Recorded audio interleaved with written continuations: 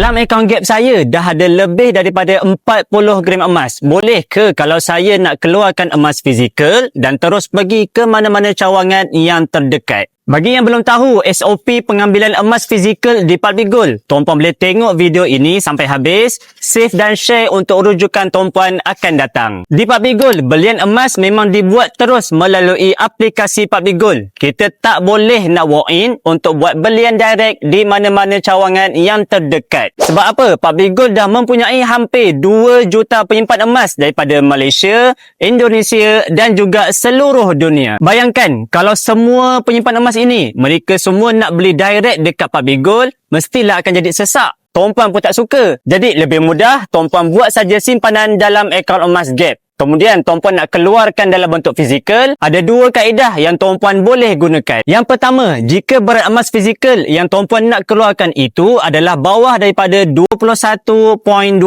gram, tuan-puan hanya perlu arahkan sahaja sistem menerusi aplikasi Public Gold untuk Public Gold postkan emas-emas tuan-puan ke alamat rumah tuan-puan secara pos berinsurans. Tetapi yang kedua, jika berat emas tuan-puan lebih daripada 21.25 gram, tuan-puan perlu buat appointment menerusi aplikasi ataupun website Public Gold. Kemudian tuan-puan hanya perlu datang di cawangan Public Gold yang berhampiran dengan tempat tinggal tuan-puan mengikut hari dan juga masa yang telah ditetapkan. Simpanan dan belian emas dekat Public Gold ini sangat-sangat mudah, murah dan patuh syariah. Jadi bagi tuan-puan yang nak mulakan simpanan emas di Public Gold, boleh tengok pin video tutorial di profil. InsyaAllah saya bantu sebaiknya.